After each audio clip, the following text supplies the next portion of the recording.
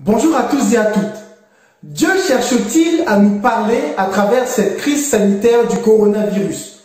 Et si oui, que veut-il nous dire? Que veut-il te dire? C'est ce que nous allons découvrir dans la suite de cette vidéo en ouvrant ensemble la Bible qui est la parole de Dieu. La Bible déclare que Dieu parle tantôt d'une manière, tantôt d'une autre et qu'on n'y prend pas garde.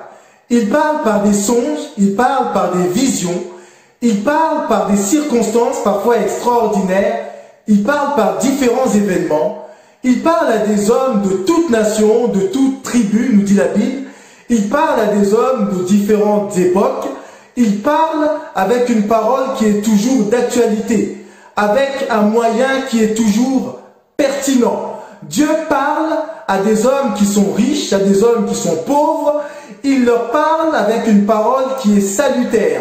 Il parle de manière individuelle, il parle de manière collective, parce qu'il a un message à nous adresser, parce qu'il a un message à t'adresser, et ce message nous voulons l'entendre. Ce message nous voulons y prêter garde, parce que si nous prêtons garde à sa parole, si nous prêtons garde à ce que Dieu veut nous dire, eh bien cela est pour nous salutaire. Alors écoutons ce que Dieu veut dire à chacun d'entre nous dès à présent. À travers de nombreux exemples dans la Bible, Dieu utilise des circonstances même parfois douloureuses, dramatiques, pour parler au cœur des hommes. Il utilise des circonstances qui touchent l'ensemble du peuple pour s'adresser à chacun des membres de ce peuple en particulier. Il leur parle de leur égarement loin de lui. Il leur parle de leur besoin de revenir à lui. Il utilise entre guillemets les grands moyens, mais pour parler à un cœur qui ne pouvait entendre les choses que par ce moyen. T'es-tu jamais demandé combien de fois est-ce que Dieu a cherché à te parler? Combien de fois est-ce qu'il a cherché à t'arrêter, à t'interpeller, à avoir un entretien avec toi, comme une conversation avec toi? Combien de fois il a cherché à ce que tu te poses certaines questions? Combien de fois il a cherché à t'arrêter dans une course, dans un élan qui était celui de l'égarement? Alors, à travers ces circonstances que tu n'as pas choisies, accepteras-tu enfin de t'asseoir quelques instants et d'ouvrir ton cœur pour écouter ce que Dieu veut te dire? Il dit dans la Bible, dans la parole de Dieu, aujourd'hui, si tu entends sa voix, n'endurcis pas ton cœur. Aujourd'hui, chers amis, si vous entendez sa voix, n'endurcissez pas vos cœurs parce que Dieu vous cherche. La voix de Dieu retentit dans ces circonstances de crise sanitaire comme un appel à nos cœurs, un appel à nos vies. Et le premier appel que Dieu nous adresse, c'est un appel à l'humilité. Dieu nous a fait comprendre à travers tout ce que nous vivons, toutes ces circonstances, que notre existence est bien fragile, que nous sommes mortels, que nous sommes ces hommes et ces femmes qui n'ont pas leur vie entre leurs mains.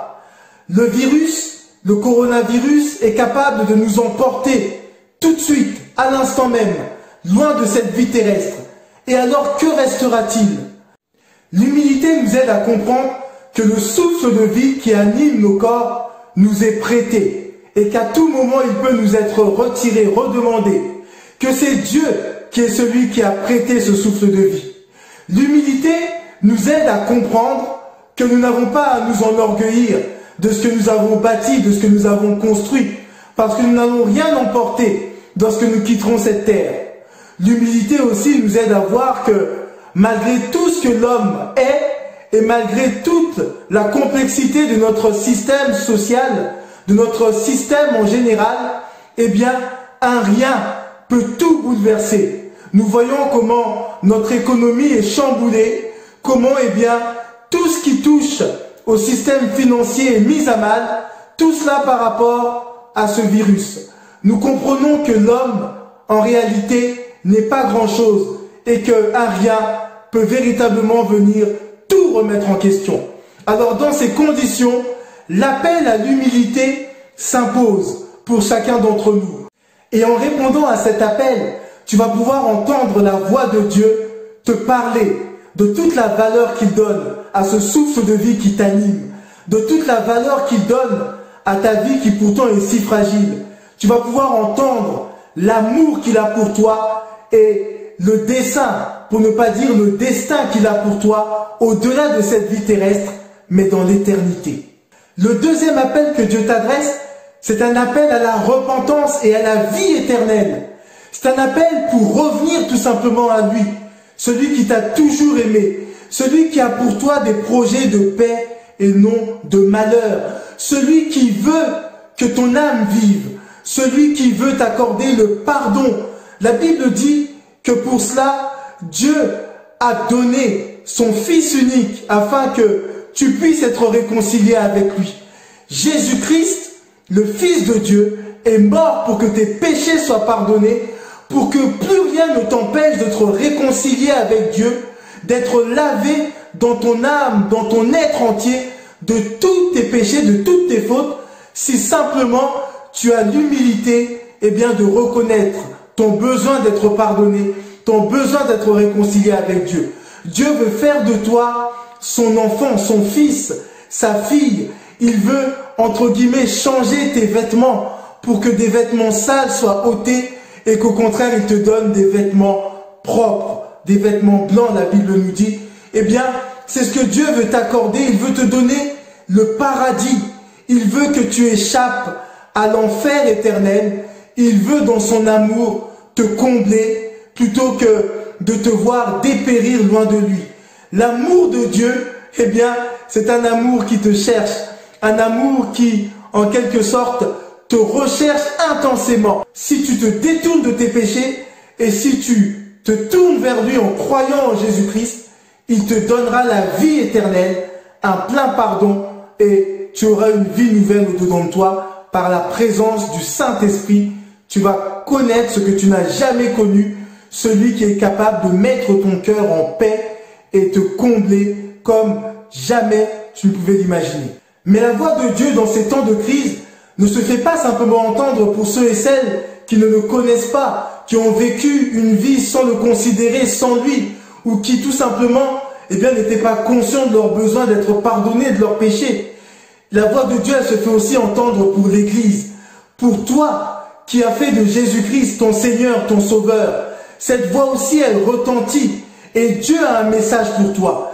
Dieu aussi t'adresse un appel. Et l'appel qu'il t'adresse, c'est un appel à reconsacrer ta vie entièrement au Seigneur. La reconsécration que le Seigneur attend, c'est tout ton être, esprit, âme et corps, entièrement à sa disposition, entièrement sur son autel, avec cette joie, ce plaisir de le servir. Le Seigneur veut faire de toi un vase d'honneur, un instrument de choix. Il veut que tu puisses être un moyen par lequel il va bénir. Dieu veut t'utiliser pour faire du bien autour de toi.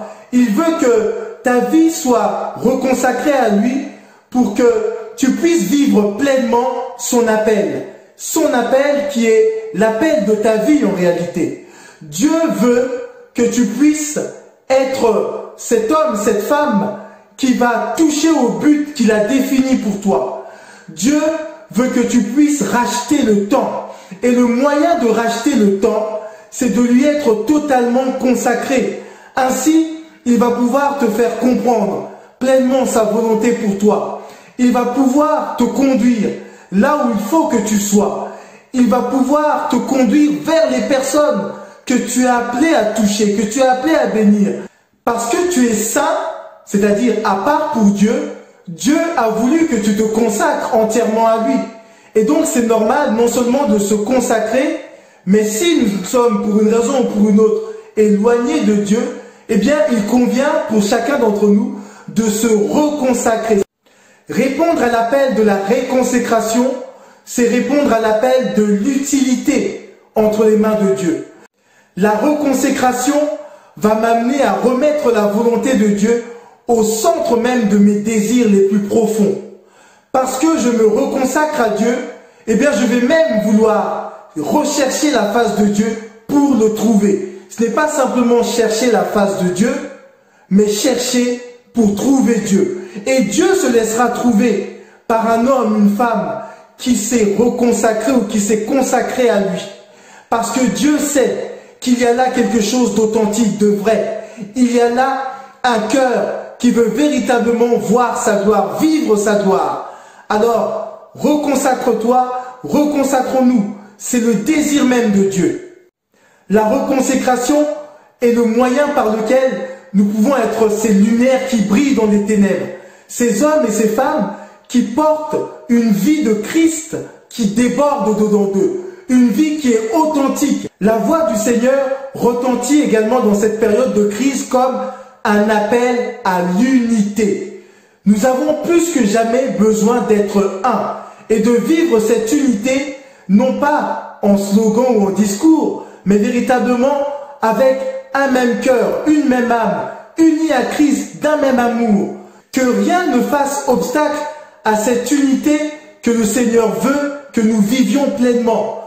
Que nous puissions être prompts à pardonner ceux qui nous ont fait du mal ou offensé, blessé d'une manière ou d'une autre. Soyons à ce niveau-là, frères et sœurs, comme le Seigneur. Aujourd'hui, plus que jamais, nous avons besoin de faire toute la place au Seigneur dans nos cœurs. Le Seigneur qui est celui qui nous donne la grâce de vivre son pardon, qui règne par son pardon dans nos cœurs, par cet amour qui déborde pour nos frères ou nos sœurs. Que vraiment nous puissions laisser le Seigneur déloger, ôter de nos cœurs toutes les racines d'amertume, tout ce qui est mauvais sentiment ou ressentiment, que vraiment le pardon puisse triompher dans nos relations, que nous puissions être réconciliés les uns et les autres, afin de pouvoir vivre pleinement le plan du Seigneur dans cette relation bénie au sein du corps de Christ. Que l'amour du Seigneur soit vraiment débordant dans nos cœurs et qu'il soit aussi le ciment de notre unité, que vraiment rien au milieu de nous ne puisse attrister le Seigneur, que nous soyons vraiment pleinement unis, que cela puisse réjouir le cœur de notre Dieu. Vraiment, frères et sœurs, nous pouvons répondre ensemble à l'appel de l'unité et ainsi glorifier notre Dieu.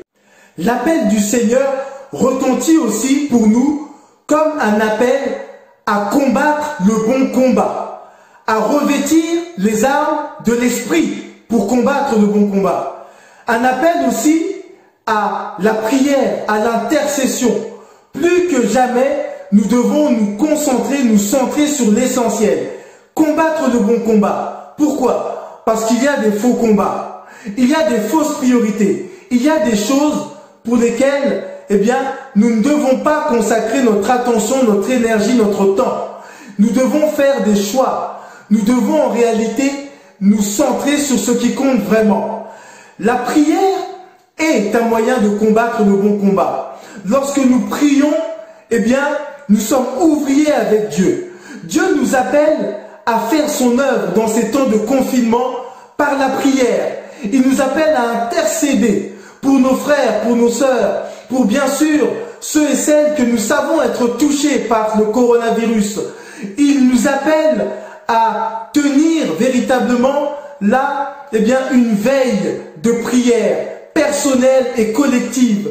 Nous pouvons faire la différence en nous tenant dans sa présence, en étant unis. C'est pourquoi l'unité est si importante, parce que sinon ça sonne faux. Mais si nous sommes unis ensemble, alors notre prière va sonner comme vraie devant le Seigneur. Il sait que nous avons tous un même désir. Nous prions pour un même exaucement et nous allons voir le Seigneur se glorifier, se manifester. Nous avons besoin de redécouvrir la puissance de la prière et de l'intercession. Nous avons besoin tout à nouveau de faire preuve de compassion, comme nous disons dernièrement. Nous avons besoin d'invoquer le nom du Seigneur en nous approchant de lui comme un seul corps, uni, demandant une même chose, demandant le bien du pays, demandant à ce que le Seigneur sauve, guérisse, demandant à ce que le Seigneur puisse véritablement là se révéler à des hommes et à des femmes qui ne le connaissent pas. La prière est pour nous le moyen d'être ouvrier avec Dieu, d'être acteur avec Dieu. Dans ce temps de confinement, l'appel à la prière est l'appel auquel nous devons répondre prioritairement. Nous devons y répondre individuellement, nous devons y répondre collectivement, nous devons y répondre en réalité sans manquer, parce que Dieu veut se glorifier par ce moyen. Il nous donne un rendez-vous dans sa présence, par la prière, et il veut que ses enfants soit ses instruments de choix pour délivrer également un plus grand nombre à travers l'intercession de ses enfants. La voix du Seigneur interpelle l'Église pour qu'elle vive pleinement son appel de sel de la terre et de lumière dans ce monde. De sel de la terre de France et de lumière dans ce pays de France. L'Église est appelée à vivre cet appel sans complexe, en étant remplie du Saint-Esprit, en étant débordant de sa vie, de la vie de Dieu, de la vie de Jésus-Christ. Et ce n'est pas une mince affaire. Nous avons besoin d'être pleinement, frères et sœurs, convaincus que c'est bel et bien là le rendez-vous que le Seigneur attend pour chacun d'entre nous. Nous avons besoin de répondre à cet appel en permettant à ce que chacun puisse prendre sa place, son rôle, jouer son rôle dans le corps de Christ. L'Église unie, l'Église dans l'appel du Seigneur est une Église qui est puissante, est une Église qui va être en bénédiction dans ce monde, est une Église qui va révéler Christ. Et nous avons besoin que l'Église puisse jouer ce rôle dans la société. Des hommes et des femmes attendent certainement que Christ se fasse connaître à travers son Église. Et nous sommes là, eh bien, dans cette période où il y a un défi qui nous est lancé, que nous puissions par la grâce de Dieu le relever en étant cette Église de France qui réponde à son appel pleinement. L'appel que le Seigneur nous adresse est aussi un appel à nous fortifier dans sa force toute puissante et à revêtir les armes de l'esprit, parce que nous savons que nous n'avons pas à combattre contre la chair et le sang, nous dit la Bible, mais bel et bien contre des esprits méchants dans les lieux célestes, des esprits démoniaques. C'est ce que nous dit la Bible donc dans le livre d'Éphésiens au chapitre 6, et je lis avec vous ce passage à partir du verset 10. Il nous est dit de la bouche de l'apôtre Paul: au reste, fortifiez-vous dans le Seigneur et par sa force toute puissante. Revêtez-vous de toutes les armes de Dieu afin de pouvoir tenir ferme contre les ruses du diable. Car nous n'avons pas à lutter contre la chair et le sang, mais contre les dominations, contre les autorités, contre les princes de ce monde de ténèbres, contre les esprits méchants dans les lieux célestes. En conclusion, je voudrais vous dire ceci. Dans le bruit du tourbillon de cette crise sanitaire, nous pouvons entendre la voix du Seigneur qui interpelle chaque homme, chaque femme, et qui interpelle même l'Église. Il veut que l'homme prenne le temps de s'asseoir, de réfléchir, de considérer sa vie et la fragilité de son existence pour revenir vers son Dieu, son Créateur, qui lui a donné la réconciliation par la foi en Jésus-Christ, le pardon de ses péchés, et qui veut lui donner cette vie éternelle si simplement il a l'humilité pour reconnaître le besoin d'être pardonné. Mais la voix du Seigneur aussi parle à son Église, et elle lui parle dans différents aspects, différents domaines. Il y a une nécessité de se reconsacrer à Dieu, d'humilier son cœur, de revêtir les armes spirituelles pour combattre le bon combat de la bonne manière, se fortifier dans la grâce de Dieu. Il y a la nécessité de répondre à cet appel pour l'Église d'être sel de la terre, lumière dans ce monde. Il y a tout simplement la nécessité que chacun d'entre nous, chacun d'entre vous, vous puissiez prendre votre place dans le corps de Christ pour accomplir pleinement sa volonté. Ainsi, l'Église sera cette Église qui accomplit son ministère et le Seigneur sera glorifié. Ne laissons pas que cette crise sanitaire nous laisse inchangés. Remettons les priorités à leur place, donnons gloire à Dieu par notre réaction, répondons à l'appel que le Seigneur nous adresse et que nous puissions en réalité dire que tout cela n'aura pas été pour rien, que nous avons entendu sa voix, et bénissons Dieu pour cela. Je vous dis à très bientôt, soyez bénis au nom de Jésus-Christ et demeurez dans sa grâce.